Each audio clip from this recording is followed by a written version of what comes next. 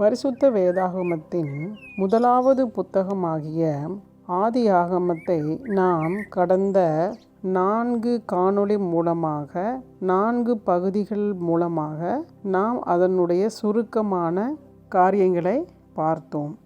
இப்பொழுதும் அந்த ஆதியாகம புத்தகத்தின் சிறப்பு அம்சங்களையும் சிறப்பான கண்ணோட்டத்தோடு நாம் இப்பொழுது பார்க்க இருக்கிறோம். இது வேதாகமத்தின் முழு சாராம்சத்தையும் இந்த ஆதியாகமம் என்கிற புத்தகத்திலே சொல்லப்பட்டிருக்கிறதை நாம் நன்கு விளங்கி கொள்ள வேண்டுவது அவசியமாதலால் அதற்கு மூல காரணகர்த்தாவாய் இருக்கிற யாவே தேவனை, சர்வ வல்லமையுள்ள தேவனை நாம் இப்பொழுது நோக்கி பார்க்கலாம்.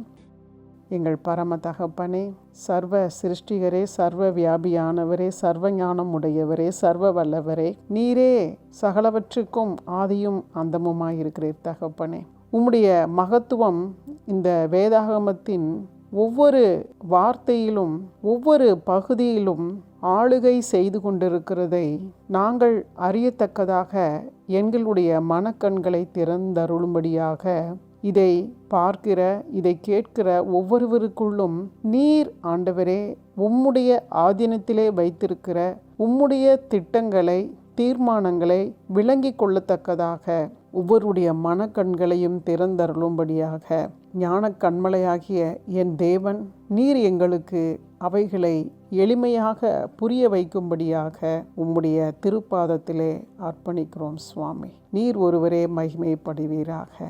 இன்ப ஏகோ சுவாமி சியா நாமத்திலே வேண்டிக் கொள்கிறோம் எங்கள் ஜீவனுள்ள நல்ல தகப்பனே.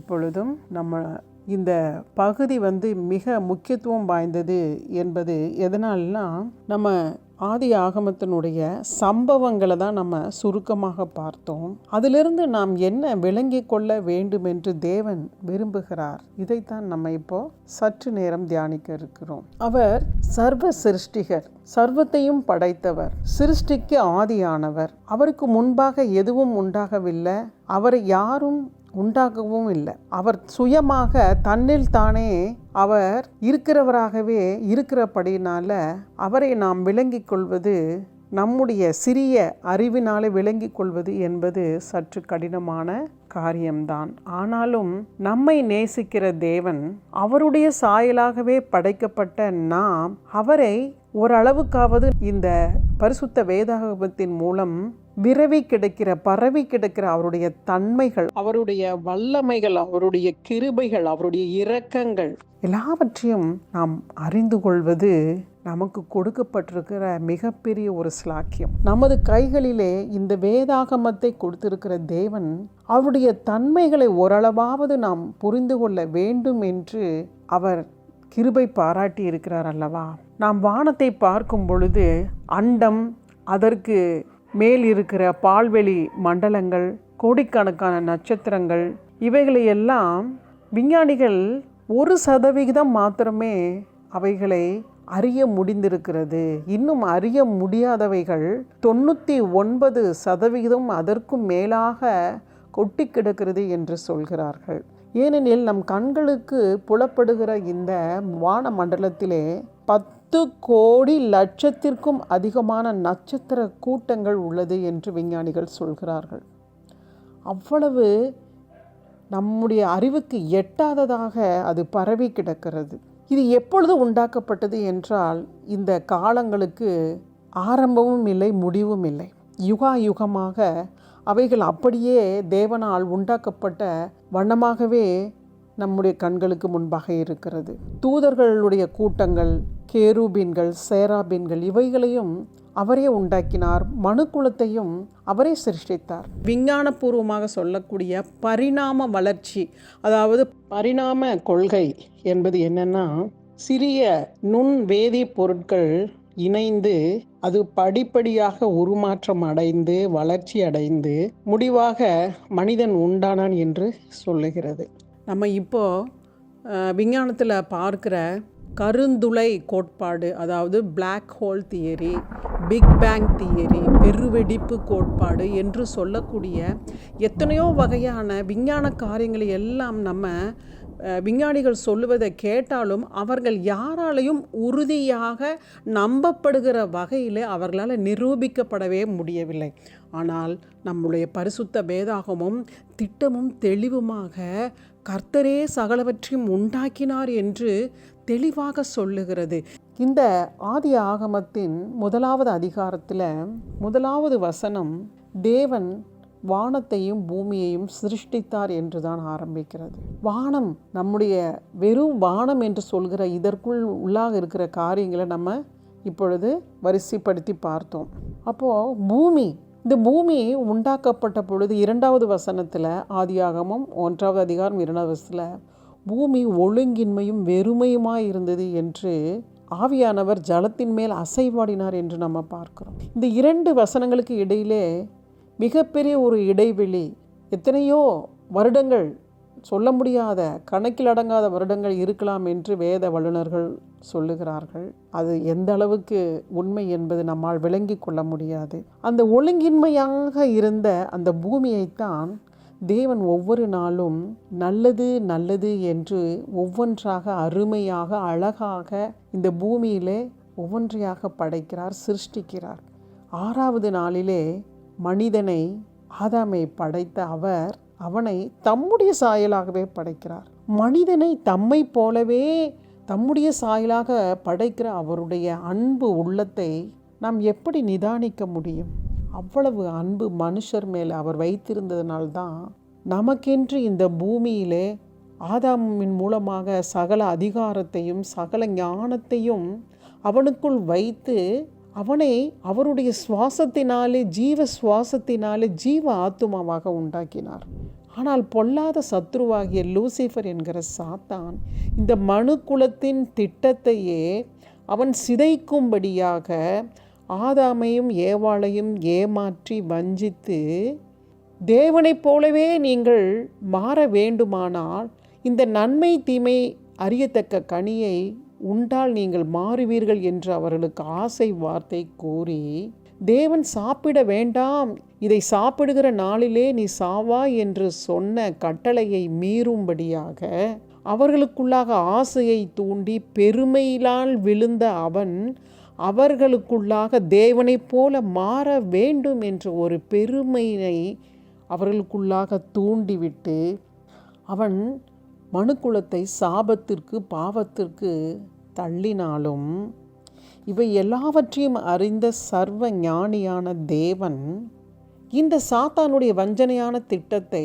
ஆதியாகமும் 3வது அதிகாரம் 15வது வசனத்தில் சொல்லப்பட்டபடி ஒரு ஸ்ரீயின் வித்தினாலே அவனுடைய தலையை நசுக்கும்படியான ஒரு திட்டத்தை அவர் இந்த ஆதியாகமும் புஸ்தகத்தில் ஆரம்பத்திலேயே அவன் வஞ்சகமாக குலைத்து போட்ட திட்டத்தை அவன் வெட்கப்படும்படியாக மீட்பர், இரட்சகராகிய, மேசியாவாகிய, ஸ்ரீயின் வித்தாக வரக்கூடிய இயேசு கிறிஸ்துவின் இரத்தத்தினாலே, அவருடைய மரணத்தினாலே மரணத்துக்கு அதிகாரியாக இருந்த சாத்தானை அவருடைய காலின் கீழே அவன் நசுக்கத்தக்கதாக ஒரு திட்டத்தின் மூலமாக அவனுடைய அந்த திட்டமெல்லாம் நோக்கமெல்லாம் அவமாகும்படியாக செய்ததை நாம் அறிய வேண்டும். இதற்கு தேவன் ஒரு மனிதனை ஐபிராத்து நதியின் ஓரமாக மெசொப்பொத்தேமியா என்கிற இடத்திலே, ஊர் என்கிற பகுதியிலே வாழ்ந்த ஆபிரகாம் என்கிற ஒரு மனிதன் மூலமாக, இவர் ஆதாமின் 10வது தலைமுறையான நோவாவின் 10வது தலைமுறையாகிய ஆபிரகாம் என்று வேதம் அவருடைய வம்ச வரலாறை நாம் பார்க்கும் பொழுது, இந்த ஆபிரகாமின் தந்தை தேராகு விக்கிரகம் செய்து விக்கிரக வழிபாடு செய்யக்கூடிய ஒரு இடத்திலே, அந்த கலாச்சாரத்திலே வாழ்ந்த இந்த ஆபிரகாமை தேவன் அழைக்கிறார். 75 வயதில் அழைத்த தேவன் அந்த அழைப்பை, அந்த சத்தத்தை அவன் அப்படியே ஏற்று விசுவாசித்து கீழ்ப்படிந்து அந்த ஊர் என்கிற தேசத்தை விட்டு அவர் வாக்குத்தத்தம் பண்ணின கானான் என்கிற தேசத்திற்கு வருகிறார். அவன் முன்பின் அறியாத ஒரு கானான் என்கிற தேசத்திலே தேவனை நம்பி அவருடைய வார்த்தையை விசுவாசித்து அவருடைய வார்த்தைக்கு கீழ்ப்படிந்தவனாகி அந்த இடத்துல வரும் பொழுது அவனை எப்படியாக தேவன் ஆசீர்வதிக்கிறார் என்றால், உன்னுடைய சந்ததி வானத்து நட்சத்திரங்களைப் போல பூமியின் மணலை அத்தனையாக பெருகி இருக்கும் என்று சொல்கிறார். அப்படி வாக்குத்தத்தம் பண்ணின பொழுது அவன் பிள்ளையற்றவனாக இருந்தான், 75 வயதுள்ளவனாக இருந்தான். ஆனாலும் அவனுடைய மனைவி சாராளுடைய சொல்லுக்கு கீழ்ப்படிந்து, எப்படி ஆதாம் ஏவாளுடைய சொல்லுக்கு கீழ்ப்படிந்து சாப்பிட வேண்டாம் என்ற கனியை சாப்பிட்டது போல, வாக்குத்தத்தம் பண்ணின தேவன் காத்திருக்கும்படியாக வைத்திருக்கிற அந்த நாள் வரை காத்திருக்காத சாராள் அடிமை பெண்ணாகிய ஆகாரை ஆபிரகாமுக்கு கொடுத்ததின் மூலமாக துஷ்ட சந்ததி என்று தேவனே சொல்லக்கூடிய இஸ்மவேலர்கள் அவர்கள் மூலமாக ஒரு பிரச்சனையை மனுக்குலம் சந்திக்க வேண்டியதாக இருந்தது. ஆனாலும் தேவன் அந்த இஸ்மவேல் சந்ததியையும் நான் பழுகி பெருகி அவனையும் ஆசீர்வதிப்பேன் என்று சொன்ன வாக்குகளின்படியாக இன்றைக்கும் அவர்கள் ஆசீர்வாதமுள்ள ஒரு சந்ததியாக தான் உலகம் முழுக்க அவர்கள் இருக்கிறார்கள். ஆனால் வாக்குத்தத்தம் பண்ணப்பட்ட சந்ததி ஆபிரகாமின் சாராளின் மூலமாக வந்த ஈசாக்கு இன்றைக்கும் இஸ்ரவேல் என்கிற தேசம் ஒரு சிறிய தேசம்தான், உலகத்திலேயே ஒரு ஜெயிக்கிற தேசமாக, ஆசீர்வதிக்கப்பட்ட தேசமாக, தேவனுடைய வல்லமை விளங்குகிற தேசமாக இருக்கிறதை நாம் பார்க்கும் பொழுது, அந்த ஆபிரகாம் என்கிற ஒரு தனி மனிதன் மூலமாக ஒரு பரிசுத்த சந்ததி உருவாகும்படியாக அவர் வைத்த அந்த திட்டம் இன்றைக்கும் அது நிறைவேறி கொண்டிருப்பதை நாம் நினைத்து பார்க்க வேண்டும். அந்த ஆபிரகாமுடைய சந்ததியிலே தான் தேவன் அவனுக்கு வாக்குத்தத்தம் பண்ணபடி அவனுடைய சந்ததியிலே ராஜாக்கள் தோன்றுவார்கள் என்று சொன்னதோடு மாத்திரமல்ல, யூதராஜ சிங்கமாகிய மேசியாவாகிய கிறிஸ்து இந்த சந்ததியிலே வந்து அவர் இந்த பூமியிலே வாழ்ந்து அந்த சாபத்துக்காக, சாத்தானின் மூலமாக உண்டான சாபத்துக்காக, பாவத்துக்காக பரிகாரியாக தன்னையே அவர் ஒப்பு கொடுத்து இரத்தம் சிந்தினதின் மூலமாக மீட்பை இந்த உலகத்திற்கு, மனுக்குலத்திற்கு அவர் உண்டாக்கி அந்த சந்ததி பழுகி பெருகும்படியாக தேவன் தீர்மானித்த அந்த திட்டம் நிறைவேறும்படியாக இந்த நாளிலே நம்ம கூட அதற்காக தான் அதை நிறைவேறும்படியாக அவருடைய வருகைக்காக நாம் காத்து கொண்டிருக்கிறோம். இரகசிய வருகையிலே நாம் எடுத்துக்கொள்ளப்படுவோம் என்பதற்கு அடையாளமாக ஆதாமின் 7வது தலைமுறையான ஏனோக்கு என்பவர் 300 வருடம் தேவனோடு சஞ்சரித்து கொண்டிருந்தார். 365வது அவருடைய வயதிலே அவர் தேவனோடு காணப்படாமல் எடுத்துக்கொள்ளப்பட்டார் என்று பார்க்கிற பொழுது, இந்த இரகசிய வருகையிலே இயேசு கிறிஸ்து மத்திய ஆகாசத்தில் வெளிப்படும் போது நாமும் நம்முடைய தகுதியின் நிமித்தமாக நம்மை தகுதிப்படுத்தி கொள்வதின் மூலமாக மறுரூபமாக்கப்பட்டு நாமும் அவரோடு எடுத்துக்கொள்ளப்படுவோம் என்பதை நாம் விசுவாசிக்க வேண்டும். நோவாவும் அப்படிப்பட்ட கிருபையை பெற்று தேவனோடு சஞ்சரித்து கொண்டிருந்தார் என்பதை நாம் இந்த ஆதியாகம புத்தகத்தில் தான் நம்ம பார்க்கிறோம். இந்த ஆபிரகாமோடு தேவன் எப்படி இருந்தார்னா, ஒரு மனிதனோடு சிநேகிதன் என்று எண்ணப்படும்படியாக ஆபிரகாமை தன்னுடைய சிநேகிதன் என்று சொல்லுகிறார். ஏனெனில் அவனுக்கு அந்த மனுக்குல திட்டத்தை அவர் சொல்லி அவனை விசுவாசிக்க செய்து அதை அவன் அப்படியே ஏற்றுக்கொண்டு கீழ்ப்படிந்ததின் மூலமாக அவன் விசுவாசத்தின் தந்தை என்று உலகத்தில் இருக்கிற சகல ஜாதிகளுக்கும் அவன் தகப்பன் ஆகும்படியாக அவனுடைய பெயர் ஆபிராம் என்கிற பெயரை ஆபிரகாம் என்று மாற்றினார். சாரா என்கிற பெயரை சாராள் என்று மாற்றினார். இந்த பெயர் மாற்றத்தில் ஒரு ரகசியம் இருக்கிறது. ஆபிராம் என்பதற்கும் ஆப்ரஹாம் என்பதற்கும் இடையில் ஒரு ஹா, அதாவது எபிரேய பதத்தில் ஹே என்பது வருகிறது. சாரா என்பதற்கும் சாராள் என்பதற்கும் அதே ஹே என்பது. அந்த ஹே என்பதில் உள்ள ரகசியம் என்னன்னா, அது ஒரு உயிர் மீட்பு, அதாவது உயிர் தெழுந்த வல்லமை அதற்குள் இருக்கிறது. அந்த வல்லமையினால தான் சரீரம் செத்ததாக எண்ணப்பட்ட சாராளுக்குள்ளும் ஆபிரகாம் வயது முதிர்ந்தவனாகிய போதும் அவன் பிள்ளை பெறுகிற ஸ்லாகியத்தை, அந்த உயிர் சக்தியை அவன் பெற்றுக்கொண்டான். இந்த பெயர் மாற்றம் என்பது வேதாகமத்தில் நிறைய இடங்களில் நம்ம பார்க்கலாம். முக்கியமாக ஆதி ஆகமத்தில் இந்த ஆபிரகாம் சாரலோடு மாத்திரமல்ல, யாக்கோபு என்கிற பெயர் அதனுடைய அர்த்தம் எத்தன் ஏமாற்றுக்காரன் என்பது.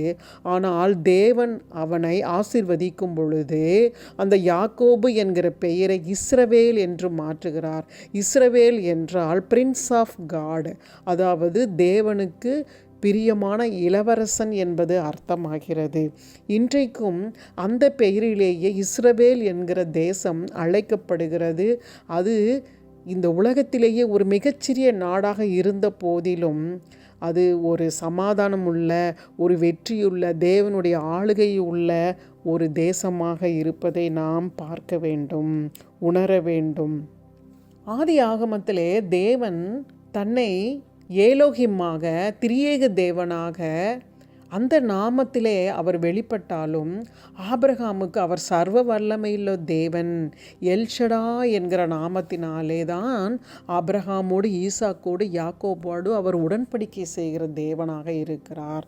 அதாவது எல்ஷடா என்பது யாவே என்கிற நாமம் உடையவருடைய ஒரு தன்மையாகும்.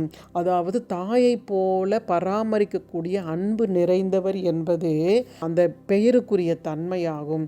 அப்படியாகவே தேவன் ஒரு தாயை போல பெற்ற பிள்ளையை பாதுகாக்கிறவராக தாம் வாக்குத்தத்தம் பண்ணின இந்த சந்ததியை மாத்திரமல்ல, அதாவது யூதா என்கிற இஸ்ரவேலில் இருக்கிற அந்த எபிரேய இஸ்ரவேல் சந்ததியை மாத்திரமல்ல, மற்ற ஜாதிகளும் மற்ற இனத்தாரும் மற்ற தேசத்தாரும் இந்த நாமத்தினாலே எல்லா மனுக்குலமும் அறியப்படும்படியாக அவர் அன்புள்ளவராக, இரக்கம் உள்ளவராக தம்முடைய ஒரே பேரான குமாரனை இந்த பூமிக்கு அனுப்பி சர்வ சிருஷ்டிகளையும் தம்மிடத்திலே சேர்த்து கொள்ளும்படியாக, எல்லாருடைய பாவங்களுக்காக, சாபங்களுக்காக அவர் மரித்ததின் மூலமாக, இரத்தம் சிந்திதன் மூலமாக அவருடைய நாமத்தை விசுவாசிக்கிற எல்லோரும் மீட்பு அடையும்படியாக, அந்த மீட்பின் திட்டத்தில் எல்லாரும் இணைந்து கொள்ளும்படியாக இப்பொழுதும் அந்த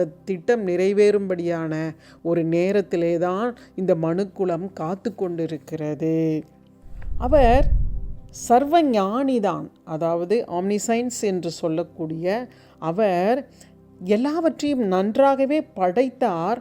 ஆனாலும் இப்படியாக நடக்கும் என்பதை, அதாவது ஆதாம் ஏவாள் ஒருவேளை அவர்கள் தவறுகிற பட்சத்தில் இப்படியான ஒரு மீட்பின் திட்டம் நடைபெறும் என்பதை அவர் அறிந்தவராகவே இருந்தார்.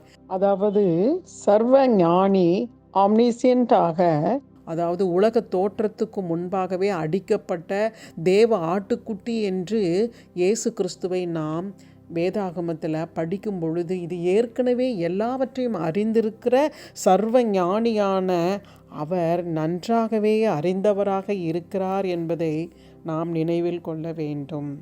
இந்த ஆதியாகமம் என்கிற புத்தகம் வெறும் 50 அதிகாரம் கொண்டதாகவும் 1533 வசனங்களை உடையதாகவும், யூதர்களுடைய தோரா என்கிற புத்தகத்திலே 5 ஆகமங்களை கொண்ட அந்த தோரா புத்தகத்தின் முதலாவது புத்தகம்தான் இந்த ஆதியாகமம் என்கிற புத்தகம். அவர்களுடைய தோரா என்பது ஆதியாகமம், யாத்ராகமம், லேவியராகமம், எண்ணாகமம், உபாகமம் என்கிற 5 புத்தகங்களை உடையதில் முதலாவது வரக்கூடிய இந்த ஆதி ஆகமத்தில் தான் எல்லாமே ஆரம்பமாகிறது என்பதை நாம் விளங்கி கொள்ள வேண்டும். ஆதியாகமம் என்கிற புஸ்தகம் பைபிளில் சொல்லப்பட்டிருக்கிற, அதாவது 66 புத்தகங்களுக்கும் ஒரு முகப்புரையாக, முன்னுரையாக இருக்கிறது. இது எல்லாவற்றிற்கும் ஆரம்பமான ஒரு புத்தகம் என்று சொல்லலாம். முதலாவது மனிதன் படைப்பின் ஆரம்பம், இரண்டாவது திருமண காரியம், முதல் திருமணம் ஏதேனிலே குடும்பம் உருவாகிறது, முதல் குடும்பம் ஆதாமின் குடும்பம். அடுத்ததாக முதலாவது பாவம், ஏவாள் ஆதாமின் பாவம், முதல் பாவம். அதற்குரிய முதலாவது மீட்பு, தேவன் சாபத்தையும் சாப விமோச்சனத்தையும் கூறுகிறது. முதலாவது கலாச்சாரம், அதாவது தேவனுடைய தெரிந்து கொள்வதன்படி ஆபிரகாம் என்பவரின் மூலமாக யூத கலாச்சாரம். முதலாம் நகரம், அதாவது ஆதாமின் மூத்த மகன் காயினுக்கு ஏனோக்கு என்கிற மகன் பிறக்கிறான். அந்த மகனின் பெயரால் ஒரு பட்டணத்தை கட்டி அதற்கு ஏனோக்கு அப்படிங்கிற பெயரை வைக்கிறத நம்ம ஆதியாகமம் 4வது அதிகாரம் 17வது வசனத்தில் நம்ம பார்க்கிறோம். அடுத்ததாக முதலாவது வியாபாரம். லாமேக்கின் மகன் யாபால் கூடாரங்களில் வாசம் பண்ணுகிறவர்களுக்கும் மந்தை மேய்க்கிறவர்களுக்கும் தகப்பனானான் என்று ஆதியாகமம் 4வது அதிகாரம் 20வது வசனம் சொல்லுகிறது. அப்பொழுது இந்த இடத்துல முதல் பால் சம்பந்தப்பட்ட வியாபாரம் ஆரம்பிக்கிறது நம்ம பார்க்கிறோம். அடுத்ததாக பித்தளை இரும்பு வியாபாரம். அதே 4ஆம் அதிகாரம் 22வது வசனம், தூபால் காயினை பெற்றான், அவன் பித்தளை இரும்பு முதலியவற்றின் தொழிலாளர் யாவருக்கும் ஆசாரியனானான். அடுத்ததாக அதே அதிகாரம் 21வது வசனம், யாபாலின் சகோதரனுடைய பேர் யூபால், அவன் கிண்ணறக்காரர் நாகசுரக்காரர் யாவருக்கும் தகப்பனானான். அதாவது இசை என்கிற ஒரு கலாச்சாரம் இந்த இடத்துல உருவாகிறத இந்த வசனத்தின் மூலம் பார்க்கிறோம். முதலாவது மொழிகளின் துவக்கம். பல்வேறு பாஷைகளை நம்ம ஆதியாகமம் 11வது அதிகாரத்தில் பற்பல பாஷைகள் பிரிகிறத உண்டாகிறத நம்ம பார்க்குறோம். முதலாக ஆபேல் செலுத்தக்கூடிய காணிக்கை பலிகளை இந்த ஆதியாகமத்தில் நம்ம பார்க்குறோம். எல்லா காரியங்களும் இதில் முதலாக கலாச்சாரம் என்பது மொழி உண்டாகிறது என்பது முதல்ல. இந்த ஆதியாகமத்தில் தான் முதல்ல மனுஷனுடைய வேலைகள், அவனுடைய தொழில் எல்லாமே இந்த ஆதியாகமத்தில் தான் எல்லாமே ஆரம்பமாகிறதுல இது பெயர் பொருத்தமும் சரியானதுன்னு தான் சொல்லலாம். ஆதியிலே ஆரம்பம் என்கிறதுக்கு அர்த்தமுள்ள இந்த ஆதியாகமத்தில் தான் எல்லாமே ஆரம்பமாகுது. அந்த ஆரம்பமான இந்த புத்தகத்தின் எல்லா காரியங்களையும் நாம் நிதானிக்கும் பொழுது பரிசுத்த வேதாகமத்தின் இனி நாம் தியானிக்க போகிற ஒவ்வொரு புத்தகங்களும் முடிவாக இருக்கக்கூடிய வெளிப்படுத்தின விசேஷம் வரைக்கும், ஆதியிலிருந்து முடிவு வரைக்கும், ஆதி நித்தியத்திலிருந்து இனி வரக்கூடிய பிந்திய நித்தியம் வரைக்கும் உள்ள சகலமும் இந்த ஆதியாகமம் என்கிற புத்தகத்துக்குள்ளே கருப்பொருளாக நடுமையமாக, அதாவது அதுவே ஒரு அச்சாரமான ஆணியாக இருக்கிறது என்பதை நாம் தெளிவாக புரிந்து கொள்ள வேண்டும். இதுவே இந்த ஆதியாகமத்தினுடைய சிறப்பான அம்சங்கள். இந்த புத்தகத்தில் தான் பெருமையினால், கீழ்ப்படியாமனால், பேராசையினால், இச்சையினால் தான் பாவம் உண்டாகிற காரியத்தை நம்ம ஆதாம் ஏவாளின் மூலமாக நம்ம அறிந்து கொள்கிறோம். காயின் ஆபேலை கொலை செய்கிறதன் மூலமாக கொலையையும், சாத்தான் பொய்யை சொல்லி இந்த பழத்தை சாப்பிடும்பொழுது நீங்கள் தேவர்களைப் போல மாறிவிடுவீர்கள் என்று சொல்லுகிற காரியத்தையும், திருடுதல் என்கிற காரியத்தை நம்ம யாக்கோபின் மனைவியாகிய ராகேல் அவங்க அந்த பதானாராமை விட்டு செல்லும் பொழுது லாபானுடைய சொரூபத்தை திருடிட்டு போகிறத நம்ம வேதத்தில் பார்க்குறோம். பொறாமை. காயின் ஆபேலை கொலை செய்கிறது ஒரு பொறாமையினால். ராகேல் தனக்கு குழந்தை இல்லாதத பொறாமையினால் அவள் தன்னுடைய வேலைக்காரியை கொண்டு யாக்கோபுக்கு பிள்ளை பெறுகிறாள். யோசேப்பினுடைய சகோதரர்கள் பொறாமையினால் அவனுடைய அந்த சொப்பனத்தின் காரியத்தை அவன் விவரிக்கும் பொழுது அவன் மேல் பொறாமை கொண்டுதான் அவனை அடிமையாக எகிப்து தேசத்திற்கு அவன் கொண்டு போகப்படுகிற காரியங்கள் எல்லாம் இப்படிப்பட்ட மனுஷனுக்குள்ளாக இருக்கக்கூடிய இந்த மாம்ச கிரியைகள். அடுத்தது ஏமாற்றுகிறது. சாத்தான் ஆதாமை ஏவாளை ஏமாற்றினான். யாக்கோபு அவனுடைய சகோதரனை ஏமாற்றி அந்த சேஷ்டபுத்திர முதல் மகனுக்குரிய சுதந்திர விதத்தை அவன் பெற்றுக்கொள்கிறான். அதே யாக்கோபை லாபானும் ஏமாற்றுகிற காரியத்தை நம்ம பார்த்தோம். இப்படியாக பகை என்கிற உணர்வை சாத்தான் முதலாக ஆதாம் ஏவாளுக்குள்ளாக, காயின் ஆபேலுக்குள்ளாக, இப்படி ஒவ்வொருவருக்குள்ளும் பகையை அவன் உண்டு பண்ணுகிறவனாக இருக்கிறான்.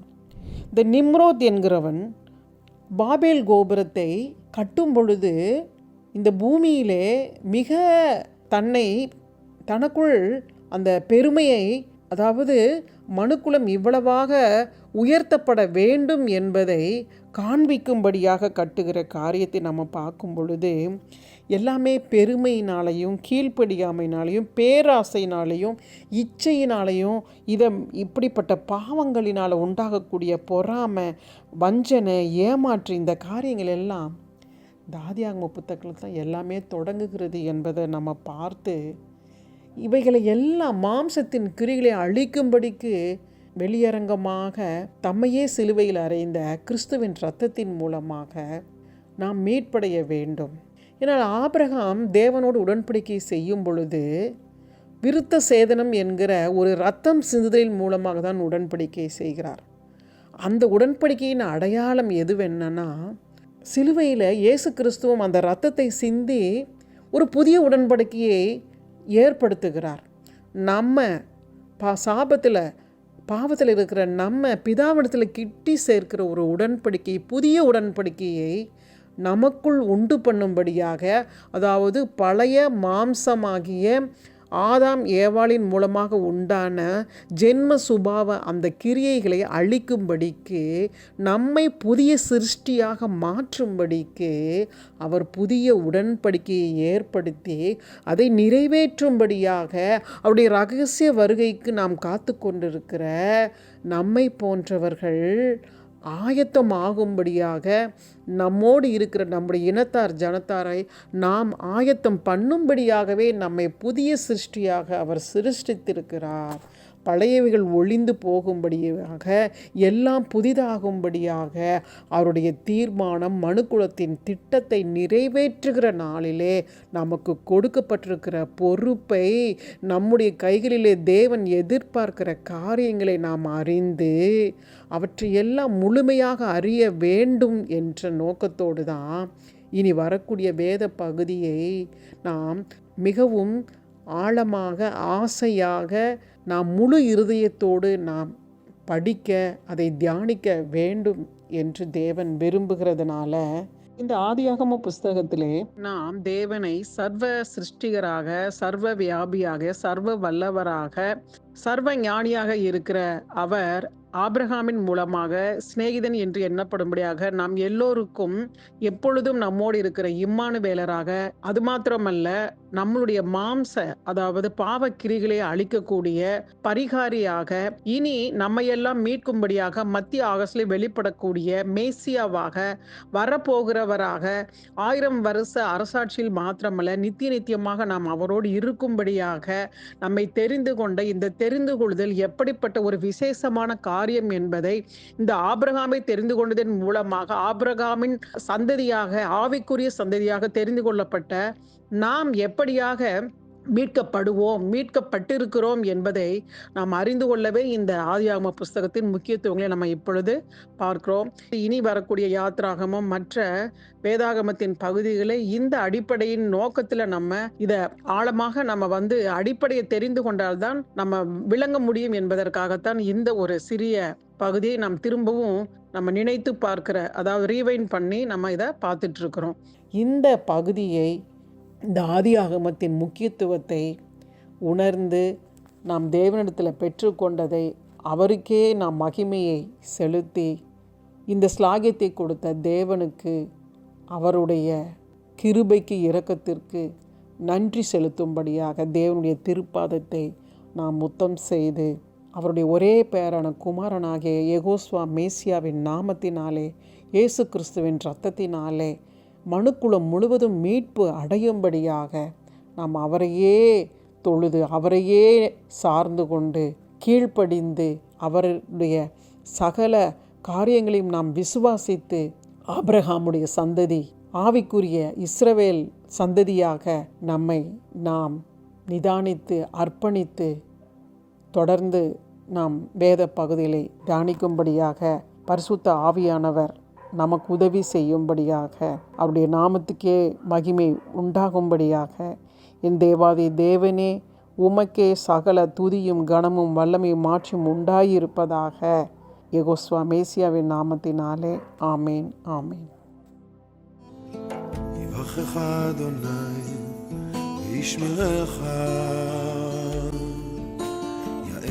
אדוני פניו אליך ויחונקה, יישא אדוני פניו אליך וישם לך שלום.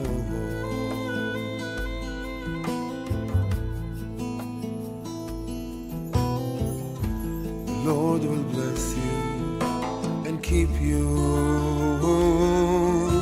The Lord make his face to shine upon you and be gracious to you. The Lord lift up his countenance upon you and he will give you. The Lord lift up his countenance upon you and he will give you peace. Shalom, shalom, in Yeshua's name, shalom. The Lord lift up his countenance upon you and he will give you peace. In Yeshua's name, shalom, shalom, in Yeshua's name, shalom. The Lord lift up his countenance upon you and he will give you